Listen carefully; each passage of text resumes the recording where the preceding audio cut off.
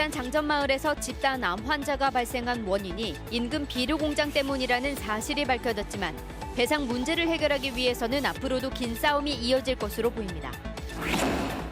올해 쌀 생산량이 줄어든 가운데서도 쌀값이 떨어지고 있지만 조만간 다시 오를 것이라는 전망이 나오고 있습니다. 어제 수능이 끝나면서 학교에서는 가채점 결과를 바탕으로 입시 전략 짝에 들어갔습니다. 이달 들어 독감 환자가 크게 늘면서 전국에 독감 유행주의보가 발령됐습니다. 여러분 안녕하십니까? 익산 상전마을의 집단 암 환자 발생은 비료 공장의 불법과 자치단체의 부실한 관리 감독의 원인이 있었다는 사실이 어제 최종적으로 밝혀졌죠. 장전마을 주민들은 피해 보상을 위해서 정부의 피해 구제 제도보다는 소송을 선택하기로 했습니다. 김진영 기자가 보도합니다. 겉으로는 아무 일 없듯 평온해 보이는 장전마을. 그러나 주민들은 분하고 억울한 마음에 농산일마저 손에 잡히지 않습니다. 환경부와 전라북도 익산시가 환경 피해로 신음하는 주민들의 호소에 귀를 기울였다면 피해가 줄지 않았을까 하는 회의감 때문입니다. 물도 떠가고 막 환경 조사도 많이 해가고 했는데 한 번이라도 정확하게 이게 발표를 했으면 이렇게 사람 다 죽진 않았어요. 정부는 환경 피해를 입은 주민들을 위해 의료와 경제적 지원 등을 하는 피해 구제 제도를 마련해 놓고 있습니다.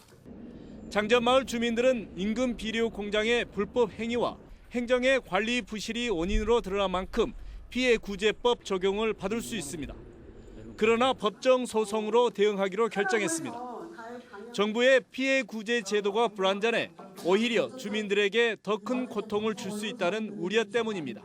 환경 피해 구제를 요청했을 경우에 지금 그게 일률적으로 똑같이 이렇게 구제가 되지 않는다는 걸 알았어요. 그래서 이게 차등 지급이 되고 해서 동네에 어떤 더 위화감만 조성이 되고.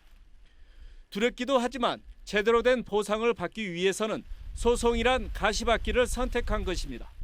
한편으로는 반갑기도 하고 한편으로는 앞으로 싸워야 되니까 그게 좀 어려운 난관이 있습니다. 집단 암의 원인이 밝혀지기까지 18년. 환경역학조사의 발표로 일단락된 듯한 장전마을 사태는 또 다른 싸움을 예고하고 있습니다. JTBC 뉴스 김진영입니다. 집단 암 발병으로 많은 주민이 숨진 익산 장전마을 사태에 대해서 전라북도가 공식 사과했습니다. 전라북도는 상급기관으로서 익산 장전마을의 집단 암 발병 원인으로 지목된 인근 비료 공장과 익산시에 대한 관리 감독을 제대로 하지 못한 것에 대해서 무한 책임을 느낀다고 밝혔습니다. 또한 2017년 2월 대기오염 물질을 측정한 결과 설치 허가 기준이 초과돼 사업장을 폐쇄했지만 이번 사태를 막기엔 역부족이었다며 감사원의 공익감사 결과에 따라서 주민들이 소송을 하면 법률 지원에 나설 계획이라고 덧붙였습니다. 올해 쌀 생산량이 39년 만에 가장 적을 것으로 예측되는데 현재 쌀값은 오히려 한 달 전보다 떨어진 상황입니다. 하지만 공급량 부족이 확인되면 기대 심리로 쌀값은 조만간 반등할 것으로 전망됩니다. 조창현 기자입니다. 올해 전북의 예상 쌀 생산량은 60만 4천 톤입니다. 지난해보다 3.6% 2만 3천 톤가량 감소할 것으로 전망됩니다. 전국 생산량은 374만 톤이 예상되는데 정부가 예측한 적정 공급량의 6만 톤이 부족한 수치입니다. 극심한 냉해 피해를 입은 1980년 이후 39년 만에 가장 적은 생산량입니다. 성향이 많이 줄은 것 같습니다. 똥도 잦았고 바람도 많이 불었잖아요. 그래서 좀 일부 쓰러진 것도 있고 등석이 잘못돼가지고 바람 많이 불어서 결실이 이루어지도 않아서 많이 줄은. 공급량이 부족하면 가격이 올라야 하는데 쌀값은 거꾸로 가고 있습니다. 10월 초 19만 1천 원이었던 햅쌀 80kg의 가격은 18만 8천 원까지 떨어졌다가 최근 18만 9,500원까지 반등했습니다. 워낙 쌀 소비량이 줄다 보니 공급량 부족에 대한 위기감이 높지 않은 것으로 분석됩니다. 하지만 이달 초 정부가 공급량이 부족하다는 신호를 시장에 보내자 쌀값이 꿈틀거리고 있습니다. 쌀값이 점진적으로 상승할 것이라는 기대 심리가 퍼지면서 자금력이 있는 대농들은 쌀을 시장에 내놓지 않고 있습니다. 정부에서도 수확량이 감소됐다라고 지금 발표가 났기 때문에 향후에 벼값이 인상될 거라는 기대 심리로 아마 대농가들이 건조벼를 보유하고 있는 것 같습니다. 농협이 1조 원의 자금을 풀어 40kg 기준 우선 지급금 6만 원을 책정한 것도 앞으로 쌀값 상승에 대한 기대감을 높이는 원인으로 작용하고 있습니다. JTB 뉴스 조창현입니다.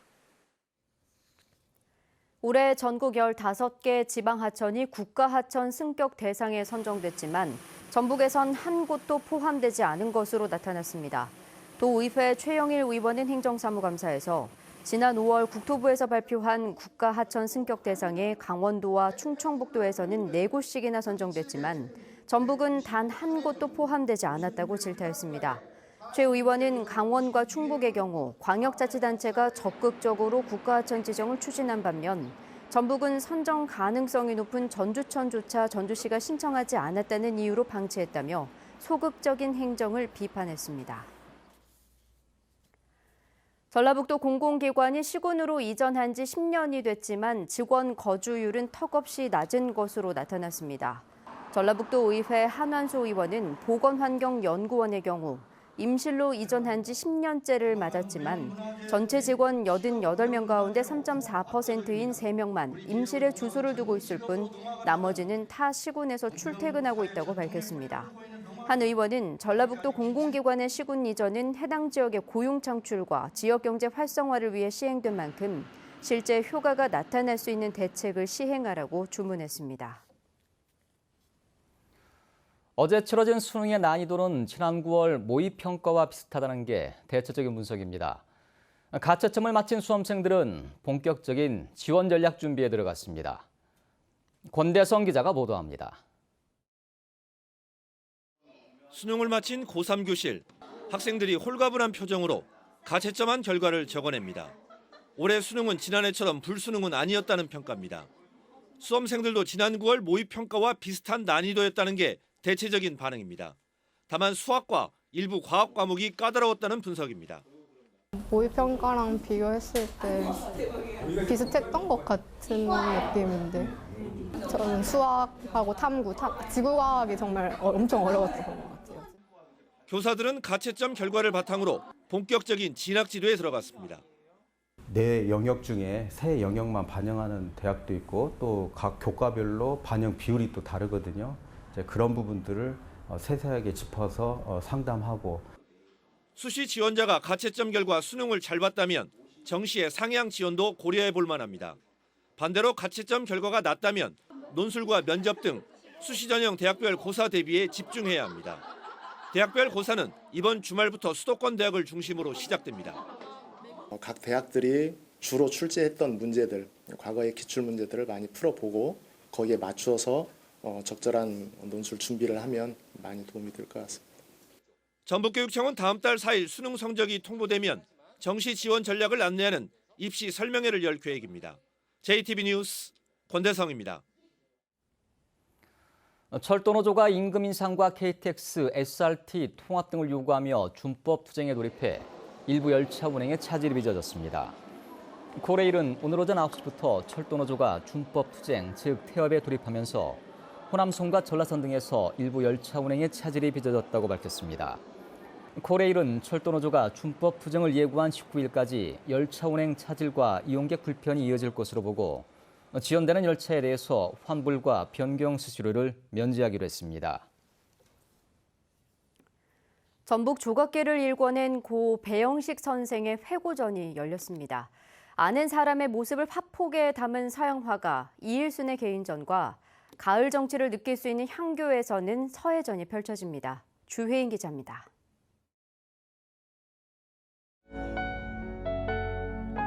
여성 신체의 곡선을 아름답고 사실적으로 표현한 한국의 구상조각가 고 백형식 선생. 불모지나 다름없던 전북의 조각계를 일궈낸 그를 추억하는 회고전이 열렸습니다. 이번 회고전에는 소고무, 무희 등 유고작품 전시와 함께 이제껏 공개된 적 없는 소묘, 판화, 서양화 작품을 총망라한 도록도 발간됩니다. 77년간 그 예술가의 그 발자취를 한번 정리하고 그다음에 여러 그 예술 작품들을 갖다가 정리하는 차원에서 이런 그 도록 출판회를 마련했습니다. 온화한 색의 캔버스에 등장한 동그란 얼굴. 그 속에 담긴 다양한 표정은 모두 우리가 아는 사람들의 모습입니다. 화가 이일수는 이번 전시를 통해 힘든 시간 동안 도움과 관심을 내어준 아는 사람들에게 감사의 인사를 전합니다. 보듬어 줄 수 있고 서로 아껴줄 수 있고 그래서 저한테 힘을 주는 그런 사람들을 제가 아는 사람이라고 나름 정의를 하고 삐뚤빼뚤한 서체. 하지만 그 안에 담긴 마음만은 진심입니다. 가을 정취 물씬 풍기는 은행나무 아래 어린이들은 그동안 갈고 닦은 서예 실력을 마음껏 뽐냅니다. 일요학교 어린이들과 전통문화학교 수강생들의 작품들로 꾸며진 서예전은 오는 18일까지 향교에서 열립니다. JTB 뉴스 주혜인입니다. 옛 대한방직 부재 개발 여부를 논의하기 위해 공론화위원회를 구성하겠다고 밝힌 전주시가 전주시 의회에 관련 예산안을 제출했습니다. 전주시는 2020년 예산안을 시의회에 제출하면서 대한방직 부재 개발 공론화위원회 예산으로 1억 8천만 원을 요구했습니다. 전주시는 이 예산을 확보하면 내년 초에 학계와 전문가 등 30여 명으로 공론화위원회를 구성할 계획입니다. 이에 대해 일부 시민단체는 대한방직 부지가 개발된다면 해당 업체에 대한 특혜일 수밖에 없다며 시의회가 관련 예산 전액을 삭감해야 한다고 주장했습니다. 귀농귀촌 사업에 최근 6년 동안 500억 원 이상을 투입했지만 실제 귀농귀촌 인구는 갈수록 줄고 있습니다. 전라북도 의회 오평근 의원은 2016년 16,900여 세대였던 귀농귀촌 가구가 2017년에는 16,400여 세대, 지난해에는 15,900여 세대로 감소해서 전국의 4.7% 수준에 머물렀다고 밝혔습니다. 오 의원은 농촌 소멸 위기가 갈수록 커지고 있는 만큼 귀농귀촌 정착지원 목표관리제를 도입하고 관련 신규 사업을 적극 발굴해서 사업의 실효성을 높여야 한다고 강조했습니다. 경찰청과 국립과학수사연구원이 전북지방경찰청에 법과학감정실을 설치했습니다. 법과학감정실이 문을 열면서 전북경찰청은 확보한 증거물을 서울에 있는 경찰청이나 국과수에 보내지 않고 이곳에서 감정할 수 있게 됐습니다. 민감용 경찰청장은 전국에서 처음으로 설치된 법과학감정실 개소식에 참석해 앞으로 신속하고 정확한 증거물 감정과 과학수사가 이루어질 것으로 기대했습니다. 오늘 저녁 7시쯤 김제시 청하면 서해안 고속도로 하행선 128km 지점에서 1톤 화물차 등 차량 4대가 잇따라 부딪혔습니다. 이 사고로 화물차 운전자 55살 성모 씨가 숨지고 냉동탑차 운전자 32살 차모 씨가 크게 다쳤습니다. 오늘 오후 5시 20분쯤에는 고창군 심원면의 한 농로에서 57살 이모 씨가 경운기 뒷바퀴에 깔려 숨졌습니다. 전국에 독감 유행주의보가 발령됐습니다. 질병관리본부는 지난주 발생한 전국의 독감 환자가 1000명당 7명 수준으로 유행 기준인 1000명당 5.9명을 초과해 전국에 유행주의보를 발령했다고 밝혔습니다. 질병관리본부는 독감을 예방하기 위해 예방접종과 함께 손 씻기 등 개인위생 수칙을 철저히 지킬 것을 당부했습니다.